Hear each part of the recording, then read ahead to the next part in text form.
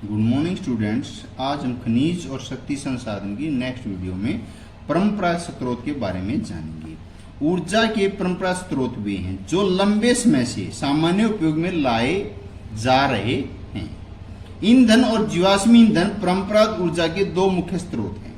खनिज तेल, प्राकृतिक गैस। दो भाग हो गए। खनिज तेल का लाभ क्या है? आसानी से परिवहनीय टैंकर, पेट्रोल रसायन दो का आधार। आनी से क्या होती है? खनिज तेल अधिपलायन एवं गैस रिसाव के कारण ऑक्सीजन का अवक्षय, निर्मुक्त प्रदूषक के कारण अम्ल वर्षा। नए ईंधन का अन्वेषण आसान नहीं है। प्राकृतिक गैस के अलावा आसानी से परिवहनीय पाइपलाइन द्वारा आती है।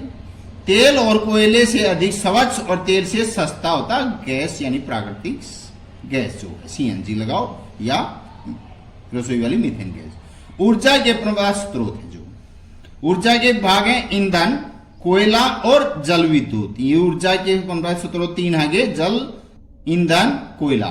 ईंधन में लाभ आनी और है सुपराय बहुसंख्यक लोगों को ऊर्जा प्रदान करता है। आनी संग्रहण में अधिक समय लगता है। इकट्ठा करने में ईंधन में बहुत ज्यादा समय लगता है। प्रदूषण फैलाने वाला होता है। ईंधन जलता जब लकड़ियां। हरित यह प्रभाव में वृद्धि करता है। नवीकरण कोयले से विस्तृत रूप में उपलब्ध है। ये बहुत ज्यादा विद्युत रूपांतरण के लिए उपयुक्त है। आने प्रदूषण का स्रोत परिवहन के लिए भारी है। माल ढोने के लिए बहुत ज्यादा भारी चाहिए। जल विद्युत प्रदूषण मुक्त होता है। सिंचाई और मत्स्य की बढ़ावा देता है। सस्ता होता है। हानि क्या है? स्थानीय समुदाय का विस्थापन होता है। निम्न क्षेत्रों में जल प्लांट स्थापित करने में खर्चीला है। ईंधन, इसका उपयोग खाना पकाने में ऊर्जा प्राप्त करने के लिए व्यापक रूप से होता है।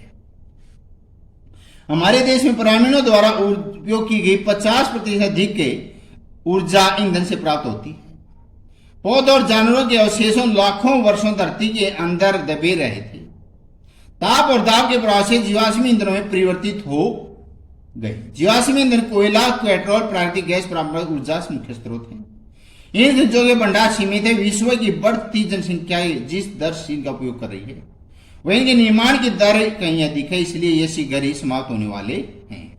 उत्तर पूर्व भारत में ईंधन ले जाती महिलाएं हैं। उत्तर पूर्व से असम, मेघालय, मिजोरम, त्रिपुरा, नागालैंड, अरुणाचल प्रदेश, सिक्किम, ये एरिया रहता है उत्तर पूर्व के राज्यों का। कोयला है, यह बहुतायत में पाया जाने वाला जीवाश्म ईंधन। इसका उपयोग घरेलू ईंधन, लोहा उद्योग जैसे लोहा, इस्पात, वाष्प इंजनों, विद्युत उत्पन्न करने के किया जाता है। कोयले से प्राप्त विद्युत को तापीय ऊर्जा कहा जाता है। कोयला जिसका हम आज उपयोग कर रहे हैं लाखों वर्ष पूर्व विशाल फर्न और दलदल की पृथ्वी की परतों में दबने से बना। कोयला इसलिए अतरनीय धूप के रूप में जाना जाता है। विश्व में अग्रणी कोयला उत्पादित देशों में चीन देशों में है भाई, संयुक्त राज्य अमेरिका, जर्मनी, रूस, दक्षिण अफ्रीका और फ्रांस है। भारत के कोयला उत्पादक क्षेत्र रानीगंज, पश्चिम बंगाल में झरिया, धनबाद, बोकारो, झारखंड में कोयले के बड़े भंडार पाए गए हैं।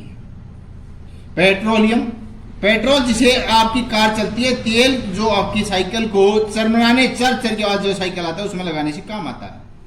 दोनों सूरत गाढ़ एक काले द्रव से होती है जिसे पेट्रोलियम कहते हैं। यह सैलों यानी चट्टानों में दवा परतों के में पाया जाता है। इसका वेदन तटीय और तटीय क्षेत्र में स्थित तेल क्षेत्र में किया जाता है।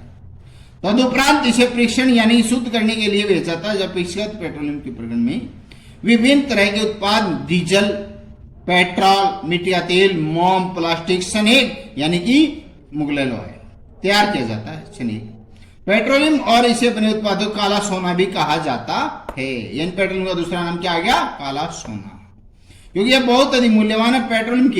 पेट्रोलियम शब्द की लैटिन भाषा के पेट्रो शब्द जो पेट्रोल क्या सेल, ओलियम और तेल से लिया गया था, इसलिए पेट्रोलियम का अर्थ है सेल, तेल का यानी चट्टानों से निकलने वाला। मुख्य उत्पादक देश ईरान, इराक, सऊदी अरब और कतर रहे।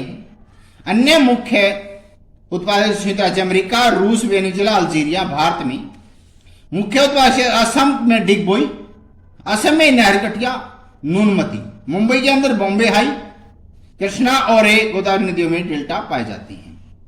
संपीड़ित प्राकृतिक गैस सीएनजी कंपास्ट नेचुरल गैस एक चलित पर्यावरण हितैषी ऑटोमोबाइल्स ईंधन है, क्योंकि ये पेट्रोलियम और डीजल की तुलना में कम प्रदूषण करती है और सस्ती भी है। भारतीय गैस पेट्रोलियम निक्षेपों के साथ पाई जाती है, तब निर्मुक्त होती है। जब अप्रेषित तेल को धरातल पाया जाता है तो इसका प्रयोग घरेलू वाणिज्य ईंधनों के रूप में किया जा सकता है। रूस, Norway, UK, United Kingdom, Netherland प्राकृतिक गैस के मुख्य उत्पादक रहे हैं। भारत में जैसलमेर, कृष्णा गोदावरी डेल्टा, त्रिपुरा, मुंबई के कुछ सप्ततटीय क्षेत्रों में प्राकृतिक गैस संसाधन है। विश्व को बहुत कम देशों में प्राकृतिक गैस की अपने पर्याप्त भंडार है। हमारे द्वारा जीवाश्म ईंधनों में उपयोग की तीव्र वृद्धि चिंताजनक दर से इन्हें समाप्त कर दी चुकी है। इन ईंधनों के जलने से निकलने वाले विषैले प्रदूषण चिंता का विषय है। जीवाश्म ईंधन का अनियंत्रित जलना अनियंत्रित टोंटी के टपकने की आत्मान है, जो अंतर सूखी जाती है। इसने हमारा ध्यान ऊर्जा के विभिन्न गैर दोहन प्रयोग के लिए और बढ़ा जा सकता। जीवाश्म ईंधन स्वच्छ विकल्प है। जल विद्युत द्वारा है। बांधों में वर्षा जल अब नदी जल की ऊंचाई से गिरने के लिए संग्रहित किया जाता है। बांध के अंदर से पाइप के द्वारा बहता जल नीचे बांध के नीचे टरबाइन के ऊपर गिरता है। घूमते हुए ब्लेड जनरेटर को विद्युत के रूप में घुमाते हैं। यह जल विद्युत कहलाती है। विद्युत बंद करने के बाद जो जल बहता है, यह सलाल जल परियोजना जम्मू कश्मीर में सलाल जल परियोजना, यह है विश्व का पहला जल विद्युत उत्पादन केंद्र। नॉर्वे देश है। ये जल विद्युत जैसे पानी की नदी है, गिरती है, जनरेटर है यहाँ पर बन चुकी है, लेकिन इस पर गिरती है तो बिजली बनती है, ऐसे चलती है। तो इसका उपयोग कृषि में भी किया जाता है। विश्व की ऊर्जा का 1/4 हिस्सा जल विद्युत में उत्पन्न होता है। विश्व में जल विद्युत के अग्रणी उत्पादक देश पैराग्वे, नॉर्वे, ब्राजील और चीन है। भारत में कुछ महत्वपूर्ण जल विद्युत केंद्र भाखड़ानगर, गांधी सागर, नागार्जुन सागर और दामोदर घाटी नदी परियोजना है। ये पंजाब, गांधी सागर गुजरात, नागार्जुन कर्नाटक आंध्र प्रदेश में और दामोदर पश्चिम बंगाल में है। ऊर्जा एक गैर पुनर्वास स्रोत भी। जीवाश्म ईंधनों के बढ़ते उपयोग से ऊर्जा के गैर पुनर्वास स्रोत का अभाव उत्पन्न हो रहा है। ऐसा अनुमान अंदाजा लगाया जाता है यदि वर्तमान दर में इनका उपयोग लगातार होता रहा तो ईंधन के भंडार समाप्त हो जाएंगे। इसके अतिरिक्त इनका उपयोग पर्यावरण प्रदूषण फैलता करता है। इसलिए गैर परंपरागत ऊर्जा, सौर ऊर्जा, पवन ऊर्जा, ज्वारीय ऊर्जा जो नवीकरणीय है, बार बार बनते रहते उपयोग के लिए फिर बन जाती है। पवन ऊर्जा देखो, लाभ है पवन ऊर्जा प्रदूषण मुक्त है, धुआं प्रदूषण नहीं होता। एक बार स्थापित हो जाने के बाद विद्युत उत्पन्न की कम लागत आती है। एक बार ही प्रयोग में खर्च होता है, बाकी नहीं, सुरक्षित और साफ होती है। हानि क्या है? ध्वनि प्रदूषण होता है। पवन चक्कियों के स्थापित करवाना महंगा, रेडियो दूरदर्शन प्रसारण संकेतों में व्यवधान आता है, पक्षियों के लिए हानिकारक होती है पवन ऊर्जा। सौर ऊर्जा असमाप्य कभी समाप्त नहीं हो सकती, प्रदूषण मुक्त होती है, हानि खर्चीला है।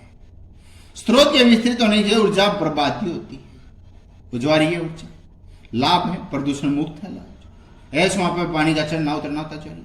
हानि है वन्य जीव आवासों का नष्ट होना, पेड़ पौधों और ज्वारीय से प्रयोग करते काट देते हैं, दोनों में ऊर्जा गैर पुनर्वास स्रोतों में ये सभी। फिर परमाणु ऊर्जा, बड़ी मात्रा में ऊर्जा उत्पादन। हानि रेडियो एक्टिव व्यर्थ को उत्पन्न करना खर्चीला है।